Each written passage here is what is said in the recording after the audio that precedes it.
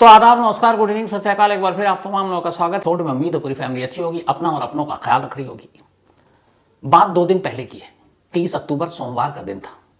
कानपुर में कपड़ों के यानी बल्कि साड़ियों के एक बहुत बड़े कारोबारी या बिजनेसमैन, उनका नाम मनीष कनोडिया। तो मनीष कनोडिया अपने परिवार के साथ कानपुर में रहा करते थे। उनका अच्छा खासा बिजनेस था साड़ियों का, सूरत से लेकर कानपुर, लखनऊ और भी कई शहरों में। परिवार में पत्नी, 2 बेटे बेटी, सब खुशहाल जिंदगी जी रहे थे। अभी 17 दिन पहले ही 13 अक्टूबर को उनके छोटे बेटे कुशाग्र का 16वां जन्मदिन घर में बड़ी धूमधाम से मनाया गया। 16 साल का कुशाग्र हो गया। अभी वो पढ़ रहा था, स्कूल में था।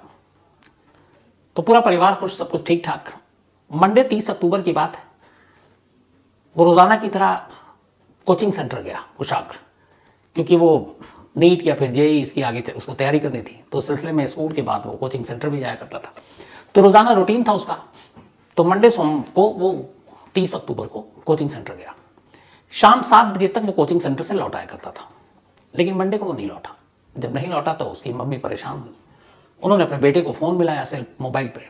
बेटे का मोबाइल बंद, वो परेशान। फिर लगा किसी दोस्तों के साथ गया होगा। उन्होंने कोचिंग सेंटर फ़ोन किया, उसके जो दोस्त थे उस दोस्तों को फ़ोन किया। सब ने कहा कि नहीं, वो तो कोचिंग सेंटर आया था लेकिन निकल गया। अब घर वाले परेशान। उन्होंने अपने पति को फ़ोन किया। पति ने कहा घबराओ मत, आ जाएगा, अभी वक्त ही कितना हुआ है। तो 7 बजे करीब आता था, 7:30 पौने 8 की ये बात है। इसके बाद अचानक 8:30 बजे, बल्कि 8:10 पर घर वाले भी अपने बेटे कुशाग्र की राह देख रहे हैं, इंतजार कर रहे हैं। फ़ोन बंद है, माँ परेशान है, क्योंकि इससे पहले जब भी ऐसा कभी वो लेट होता था तो फ़ोन कर देता था, लेकिन अभी तक आया नहीं। 1 घंटा 10 मिनट ऊपर हो गया। माँ बेचैन घर में इधर उधर कभी दरवाजे पर देख रही है। तभी घर के अंदर एक कागज का टुकड़ा आकर गिरता है, ठीक 8:10 पर। घर वाले वैसे ही परेशान थे, बेटे से कांटेक्ट नहीं हो रहा था। कागज खोला, जैसे ही कागज खोला माँ ने पढ़ा, पैरों तले से जमीन खिसक गई। उन्होंने फौरन अपने पति को फोन किया और बताया कि ऐसी ऐसी चीज, एक लेटर आया। मनीष कनोडिया भी ये सुनकर भागे भागे घर आए। जो कागज का टुकड़ा घर पर गिरा था वो 2 पन्नों का था, मोड़ा तोड़ा, और उन 2 पन्नों पे जो लिखा था वो हूबहू मैं आपको पहले सुनाता हूं। मैं नहीं चाहता कि आपका त्योहार बर्बाद हो। अभी चूंकि त्योहार का सीजन है, आप मेरे हाथ में पैसे रखो और लड़का 1 घंटे बाद आपके पास होगा। अल्लाह अकबर। इस लड़के की गाड़ी और मोबाइल दोनों आपके घर के पास होटल सिटी क्लब के सामने खड़ी है। मैं आपका नुकसान नहीं चाहता, आपसे बार बार बोल रहा हूं कि घबराओ नहीं, अल्लाह पर भरोसा रखो। सेकंड पे जो पेज था, पन्ना था, उस पर लिखे था कि पैसे का इंतजाम होते ही घर पर पूजन वाले झंडे लगा देना। नीचे लिखा है, आपसे निवेदन है कि आप ये बात पुलिस, ना ही अपनी लखनऊ वाली फैमिली, ना ही अपने अगल बगल किसी को बताएं कि हमने कुशाग्र को किडनैप कर लिया है। आपके पास 2 या 3 दिन का समय है। आप जल्दी से 30 लाख रुपए का इंतजाम कर लो, और अगर ये बात कहीं फैली तो इसके जिम्मेदार आप स्वयं होंगे। जल्दी से 30 लाख रुपए का इंतजाम करो और अपना बच्चा 1 घंटे के अंदर घर में देखो, और पैसे लेकर रात 2 बजे कोका कोला चौराहे पर मिलो। मैं पैसे लेने आऊंगा। जैसे ही पैसे मेरे पास आएंगे उसके ठीक 1 घंटे बाद लड़का आपके पास होगा, और पैसे का इंतजाम हो जाए तो घर पर चारों तरफ पूजन वाले झंडे लगा देना। मैं देख लूंगा। इसके बाद आपको फोन करूंगा, और कोई भी होशियारी हुई तो इसके जिम्मेदार आप स्वयं होंगे। मेरी नजर आपके घर पर ही होगी। कोई भी बात बाहर पता चली तो आप ध्यान रखना, और आप बिल्कुल भी घबराओ नहीं। आपका लड़का बिल्कुल सही सलामत घर पहुंच जाएगा।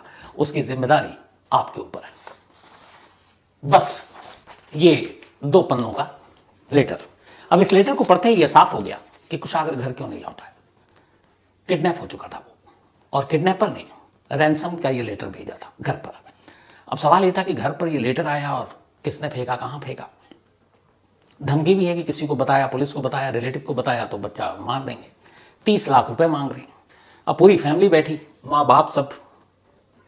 पैसे बेइंतहा थे इनके पास, ऐसा नहीं है, लेकिन अब उन्हें लगा कि ये क्या है। कहीं बहुत सारी ऐसी उन्होंने कहानियां भी देखी हैं कि पैसे लेते हैं फिर भी बच्चों को मार देते हैं। तो उन्होंने एक अक्लमंदी का फैसला किया। घर वालों ने कहा कि नहीं, इसको पुलिस को हमें बता देना चाहिए, ताकि पुलिस उनके बच्चे को ढूंढ दे, क्योंकि अभी वक्त ज्यादा हुआ नहीं है। ठीक 8:10 पर यह लेटर घर के अंदर गिरा। और 20 मिनट के बाद 8:30 पर घर वालों ने पुलिस को फोन कर दिया।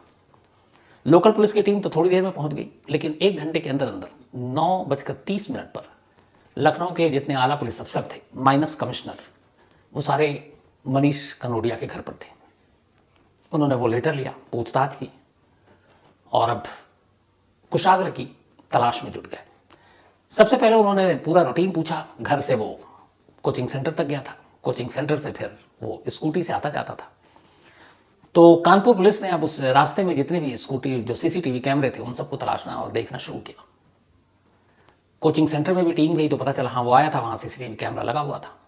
तो वहाँ उन्होंने देखा, ये भी दिखाई दिया कि वो अपने स्कूटी से बाहर निकल रहा है और जो टाइम था उसके बाहर निकलने का था तब वक्त हुआ था 4:15, 4:15 पर कुशाग्र स्कूटी से बाहर निकलता है और जब वो जिस सीसीटीवी कैमरे में दिख रहा है तभी एक जगह वो स्कूटी रोकता है, एक शख्स उससे लिफ्ट मांगता है। एक दूसरा शख्स अब हेलमेट पहनकर स्कूटी पर बैठ जाता है कुशाग्र के पीछे। स्कूटी चल पड़ती है। अब उस रास्ते के सारे सीसीटीवी फुटेज को पुलिस ने खंगालना शुरू किया, क्योंकि उन्हें पता था कोचिंग से घर का रूट क्या है, कहाँ कहाँ कैमरे लगे हैं, लेकिन घर की तरफ वो नहीं आया। एक कैमरे ने देखा कि वो घर के दूसरे डायरेक्शन पे जा रहा है। अब वहां के कैमरे को खंगाला गया तो देखा गया एक जगह कैमरे में कैद हुआ 4:15 पे लिफ्ट दी, 4:33 4:33 शाम को एक कैमरा दिखाता है कि अब स्कूटी रुकी हुई है और कुशाग्र और जिसको उसने लिफ्ट दी थी वो आगे आगे चल रहा है, वो पीछे पीछे चल रहा है। वो वीडियो में आपको दिखाऊंगा। उसके बाद अब वो पीछे पीछे जाता है। एक और कैमरा कैद करता देखता है कि एक घर है। अब उस घर के अंदर वो लड़का जिसने लिफ्ट ली और कुशाग्र दोनों एंटर करते हैं। पुलिस ने अब आगे का कैमरा देखा तो देखा कि जब घर के अंदर एंटर किए उस वक्त 4:33 हो रहा था, यानी 4:15 पर लिफ्ट लेता है, 4:33 पर कुशाग्र एक घर के अंदर दाखिल होता है और फिर अब उस घर के अंदर अभी कोई ना आ रहा है ना जा रहा है। लेकिन इसके बाद करीब 39 मिनट के बाद 4:33 के बाद 39 मिनट बीत गया, 5:12 पर उसी घर से एक शख्स बाहर निकलता है। ये वही शख्स था जो स्कूटी के पीछे बैठा हुआ था। वो बाहर निकलता है, लेकिन अब घर के अंदर से कोई और बाहर नहीं आता ना जाता, कुशाग्र अंदर ही है। 6:50 पर एक कैमरे से फिर पता चलता है कि जो स्कूटी थी कुशाग्र जिस पर बैठा हुआ था उसको एक शख्स जो सिटी क्लब है उसके बाहर पार्किंग में लगाकर निकल गया 6:50 पर। और इसके बाद 8:10 पर एक लेटर आकर गिरा। 8:30 पर पुलिस को इन्फॉर्म किया गया। 9:30 तक सारे पुलिस वाले मौके पर मौजूद थे। लेकिन घर के अंदर जाना और बाहर निकलना, वो जो 39 मिनट था उस पर पुलिस ने गौर किया कि वो कुशाग्र अंदर गया और बाहर नहीं आया। तो अब ये सारे सीसीटीवी कैमरे जब मिल गए तो अब उस घर का भी पता था। पुलिस की एक टीम फौरन उस घर पे पहुंची। जब घर के अंदर गई तो बाहर से दरवाजा बंद था। पुलिस ने दरवाजा तोड़ा, अंदर दाखिल हुई। वो एक छोटा सा कमरा टाइप का था। अंदर जाते ही जो पुलिस ने मंजर देखा वो पुलिस के लिए भी बड़ा अजीब था। कुशाग्र के दोनों हाथ पैर बंद थे, रस्सी से बांधे हुए थे। गले में भी उसके रस्सी बुरी तरह से जकड़ा हुआ था और फर्श पर उसकी लाश पड़ी थी। पुलिस फौरन अब लाश को उठाती है, हॉस्पिटल भेज देती है। उसके बाद पता चला कि यह घर किसका है, तो एक नाम आता है, प्रभात शुक्ला। अब चूंकि आस पड़ोस के लोग बताते हैं, सारे वहां पे और भी लोग थे, तो प्रभात शुक्ला का जब नाम सामने आता है तो फिर जो आला अफसर है इधर घर पर बैठे हुए हैं वो पता चलता है। तो प्रभात शुक्ला को कुशाग्र के घर वाले जानते थे। वो कहते हैं हाँ, वो हमारे जो कुशाग्र की ट्यूशन टीचर थी रचिता, उसका दोस्त है। अब पुलिस की एक टीम रचिता के घर गई और एक टीम प्रभात शुक्ला के, दोनों को उठाया गया, थाने लाया गया। तब करीब रात के 11 बज रहे थे, यानी 4:15 पर आखिरी बार कुशाग्र देखा गया था। तो उस हिसाब से 6.25 घंटे बीते थे। रात 11 बजे कुशाग्र की किडनैपिंग और कत्ल दोनों की पहली सुलझ चुकी थी 6.25 घंटे में ही। लेकिन जो किडनैपिंग हुई और जो कत्ल हुआ उसमें किडनैपर ने सिर्फ 39 मिनट ली, उसको किडनैप करने के बाद एक कमरे में ले जाने के लिए और फिर कत्ल करने के लिए। इन दोनों से पूछताछ के बाद फिर एक और लड़के को गिरफ्तार किया गया। उसका नाम था शिवा उर्फ आर्य। इसका घर ठीक कुशाग्र के घर के पास था। जो घर के अंदर लेटर फेंका गया था उसी शिवा ने फेंका था, क्योंकि उसी मोहल्ले में रहता था। उसे मालूम था, घर का कोना कोना से वाकिफ था कि कहाँ से उछाल कर फेंकूंगा तो कहाँ गिरेगा। अब पुलिस ने तीनों को गिरफ्तार कर लिया। 39 मिनट की इस किडनैपिंग की पहेली सुलझ चुकी थी। लेकिन ये हुआ क्यों? एक 16 साल के बच्चे को अचानक किडनैप किया गया, 30 लाख रुपए रैंसम मांगे गए, लेकिन रैंसम मांगने या रैंसम का लेटर लिखने से पहले ही कुशागर को मार भी दिया गया। तो रैंसम मांगना मकसद था कुशागर की किडनैपिंग या वजह कुछ और थी? क्योंकि ऐसे बहुत सारे केस हैं जिसमें बाद में भी रैंसम मांगा गया, पहले कत्ल कर दिया गया। लेकिन यहां ये जिस तरीके से हुआ तो वो क्या रैंसम एक बहाना था, और दूसरा जिस तरीके के लिए किडनैपिंग के लिए जो फिरौती के लिए लेटर लिखा गया, वो लेटर एक भटकाने जैसा था, क्योंकि उस पर अल्लाह अकबर और बाकी ऐसा इस तरह से लिखा गया था ताकि लगे कि कोई टेररिस्ट ग्रुप है या कुछ और है। तो इसीलिए पूरा डाइवर्ट करने के लिए, पुलिस को और फैमिली को गुमराह करने के लिए उसमें जानबूझकर ये सारी लाइनें लिखी गई। लेकिन ये सब क्यों किया? रचिता क्या इसमें कसूरवार थी? इसमें प्रभात का क्या रोल, आर्या का क्या रोल? तो फिर इसकी कहानी शुरू होती है 13 अक्टूबर को, जिस दिन कुशाग्र अपना 16वां जन्मदिन मना रहा था। कुशाग्र को करीब 2019 से 21 तक रचिता ने ट्यूशन दिया था। वो ट्यूशन देने उससे घर जाया करती थी। रचिता हिमाचल प्रदेश की रहने वाली, एक भाई बहन हिमाचल में ही है, लेकिन वो अपने माँ बाप के साथ कानपुर आ गई करीब 7 साल पहले। कानपुर आकर, क्योंकि वो पढ़ी लिखी थी, ग्रेजुएट थी, उसने ट्यूशन पकड़ लिया। उसके फादर जब तक थे वो भी हाथ बटाते थे, लेकिन फिर फादर बीमार हो गए, फादर की मौत हो गई, तो वहाँ एक किराए के घर में रहने लगी। और वो किराए के घर जहाँ वो रहती थी, वो घर था प्रभात शुक्ला का। तो एक ही घर में रहते रहते एक किराएदार के तौर पर प्रभात और रचिता दोनों आपस में प्यार करने लगे। कुछ वक्त के बाद रचिता की माँ की भी डेथ हो गई।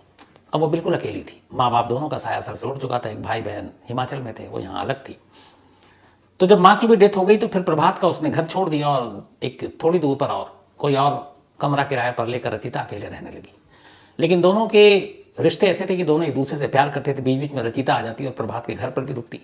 घर वाले कुछ नहीं कहते, लेकिन महल्ले वाले टोकते। एक तरह से दोनों लिव इन में रहते थे और शादी करना चाहते थे।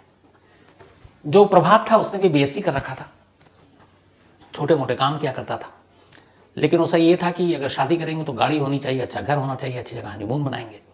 वो इतने पैसे थे नहीं। रचिता ट्यूशन से जो कमाती थी उसी का खर्च पूरा नहीं हो पाता था, तो पैसों की तंगी थी और इस वजह से शादी लगातार डिले हो रहा था। लेकिन दोनों को शादी करना था। इस दौरान में रचिता कुशाग्र के घर पर ट्यूशन दिया करती थी, तो ट्यूशन देते देते कुशाग्र के परिवार के लोग उसके बहुत करीब आ गए।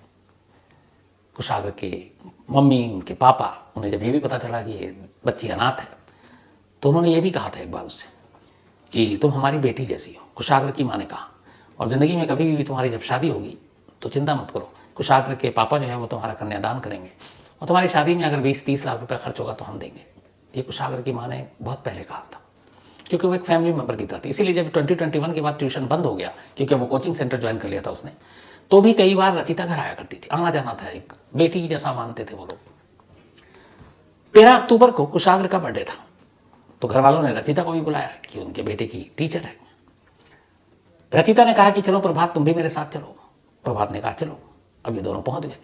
जब वहां गए और उन्होंने कुशाग्र के घर के जलवे देखे, शान शौकत देखी, तो अचानक प्रभात के दिमाग में आया कि कुशाग्र का एक तो बर्थडे है, इतना लाडला है, अगर इसको किडनैप कर लेते हैं और बदले में 30 लाख रुपए मांगते हैं तो इनके लिए 30 लाख रुपए कुछ है ही नहीं, क्योंकि सारी रिपोर्ट रचिता दे चुकी थी कि घर में कितना कैश होता है, कितने पैसे होते हैं।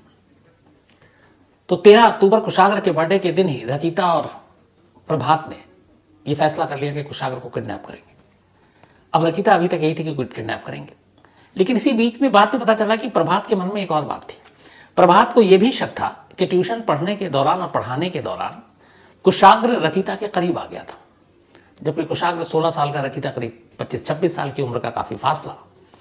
लेकिन प्रभात को यह डाउट था, यह शक था, तो वो कुशाग्र से एक तरह से नफरत भी करता था। लेकिन इधर रचिता अभी तक ये थी कि किडनैप करेंगे, पैसे मिलेंगे। उधर प्रभात के दिमाग में कुछ और चल रहा है कि पैसे भी मिलेंगे और बदला भी लूंगा। ये सारी चीजें करने के बाद उन्होंने कहा कि अब इस घर के आसपास की कोई इन्फॉर्मेशन दे, उसके लिए किसी और को भी इस साजिश में शामिल करना है। तब फिर उनकी नजर में एक शिवा आया, जो प्रभात का दोस्त था, आर्या, शिवा उर्फ आर्या। वो कुशाग्र के घर के पास ही रहा करता था, तो उसने उस प्लान में उसको भी शामिल कर लिया। इसके बाद उन्होंने पूरी रैकी की, कितने बजे ये जाता है कोचिंग के लिए, कितने बजे घर लौटता है, स्कूटी से जाता है, घर की रास्ते में क्या क्या है। और चूंकि वो बर्थडे में गया था तो प्रभात उसको, कुशाग्र भी उसको जानता था। तो इसी के बाद मंडे यानी 30 अक्टूबर की तारीख तय हुई, क्योंकि संडे और सैटरडे छुट्टी थी, मंडे को ट्यूशन कोचिंग सेंटर खुला। ये गया, उसे पता था इतने बजे छुट्टी होती है, पहले से जाकर कोचिंग सेंटर के बाहर थोड़ी दूर पर खड़ा हो गया। जैसे ही कुशाग्र अपनी स्कूटी लेकर आया, इसने हाथ दिया, वो पहचान गया। उसने कहा कि मेरी गाड़ी खराब है, क्या तुम मुझे छोड़ दोगे? कुशाग्र इन सारी चीज़ों से बेखबर उसके पीछे उसने बैठा लिया उसको। फिर वो उसको घर तक ले गया तो उसने कहा कि 1 मिनट मेरा कमरा भी देख लो। कुशाग्र से भी अनजान 16 साल का बच्चा वो कमरे के अंदर गया। जैसे ही कमरे के अंदर गया, उसने उस पर हमला कर दिया, गले में उसके फंदा डाला और गला जोर से घोटना शुरू कर दिया। थोड़ी देर में कुशाग्र की मौत हो गई। फिर उसके हाथ पैर बांधे। और ये सारी चीज़ों में उसको जो लगा, 4:15 पर कमरे के, मतलब उसको वहाँ स्कूटी पर बैठा था, 4:33 पर यह घर के अंदर था और 5:12 पे बाहर निकला, यानी कि कुल 39 मिनट। ये सब कुछ करने के बाद फिर वो वहाँ से निकल गया। इस दौरान में उसने शिवा को मैसेज किया कि काम हो गया है, तुम वो रैंसम लेटर फेंक दो। शिवा ने अंधेरा होने का इंतजार किया। जब अंधेरा हो गया तो वो घर के एक हिस्से से उसने ऐसी जगह वो 2 पन्नों का जो फिरौती की का नोट था, रैंसम लेटर, वो घर के अंदर फेंक दिया। घर वालों ने उठा लिया। उसके बाद ये सारी चीजें आई। जब इस कत्ल की पहली सुलझी और घर वालों को पता चला कि प्रभात और रचिता जानते हैं, तब भी कुशाग्र की माँ क्या कह रही थी। एक तो मौत की खबर से वो वैसी टूट गई थी, पागलों की तरह रो रही थी, लेकिन उसने कहा कि नहीं, पुलिस से कह रही है आप लोगों से गलतफहमी या गलती हो गई है, रचिता ऐसी नहीं कर सकती, वो हमारी बिटिया जैसी है, हमने तो उससे वादा किया है कि हम उसकी शादी कराएंगे, कुशाग्र के पिता उसका कन्यादान करेंगे, वो ऐसा नहीं कर सकती। लेकिन जब सारे सबूत दिखाए गए तब भी उसे यकीन नहीं था कि जिस लड़की पर इतना भरोसा किया, जिस लड़की को अपनी बेटी मानी क्योंकि वो अनाथ थी, उसी ने उसके गोद को उजाड़ दिया। इन दोनों ने जब ये प्लानिंग की थी, प्लानिंग कितनी पक्की थी कि मारना है और किडनैप करना है, उसका अंदाजा इससे लगाइए कि मंडे को ये सारी चीजें हुई, उससे पिछले हफ्ते वाले रचिता और प्रभात कानपुर के एक शोरूम में गए कार के, और उन्होंने कहा कि जो 30 लाख मिलेंगे, सब कुछ हिसाब कर रखा था, उनमें से ये करीब 6 से 7 लाख की एक कार आएगी, ये कार लेंगे। उन्होंने वो कार देख के फाइनल कर ली और उन्होंने कहा हम नेक्स्ट वीक आके आपको एडवांस दे देंगे। जो अपने पेपर थे कार खरीदने के लिए चाहिए होता, आधार कार्ड, ये वो उस सबकी कॉपी भी दे दी शोरूम वालों को कि ये आप कागजात तैयार कीजिए, हम नेक्स्ट वीक आकर आपको पैसे देंगे। इसलिए कि उसे पता था मंडे को किडनैप करेंगे, 30 लाख मिलेगा, नेक्स्ट डे जाकर कार वार बुक कर लेंगे, इसके बाद शादी करेंगे। शादी के बाद इन लोगों को हिमाचल प्रदेश जाना था हनीमून मनाने, जहाँ की रचिता रहने वाली थी।